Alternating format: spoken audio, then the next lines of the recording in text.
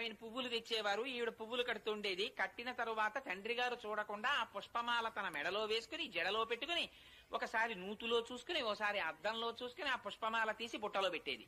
ఈ పుష్పమాల పట్టుకుని ఆయన కృష్ణ పరమాత్మకు పట్టుకెళ్లేవారు.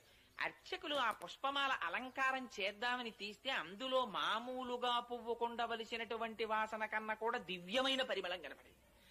ఇటు మల్లె పువ్వులా కాకుండా ఇంత పరిమళాలు వస్తున్నాయి ఏమిటి పువ్వులని, బహుశా ఇదంతా భట్టనాథుల యొక్క తపఫలితం అయి ఉంటుంది, ఆయనకున్న కైంకర్యనిష్ట అయి ఉంటుంది అనుకున్నారు. ఏమిటి ఇంత వాసన అర్చకులు మార్చి మార్చి ఆ పూలదండని చూస్తుంటే అందులో దీర్ఘకేశం కనపడింది, అంటే పొడుగాటి వెంట్రుక. ఆ పొడుగాటి వెంట్రుక చూసి ఇది స్త్రీలదే అని గుర్తించారు. స్త్రీల వెంట్రుక పూలదండలోకి ఎందుకు వచ్చింది? భట్టనాథులు వేరొక స్త్రీ అలంకరించుకున్న దండ పట్టుకురారు కదా, కానీ అడగడానికి ఆయన సామాన్యులు కారు, బాగుండదని దండను అలంకారం చేసేశారు. ఆ వెంట్రుకని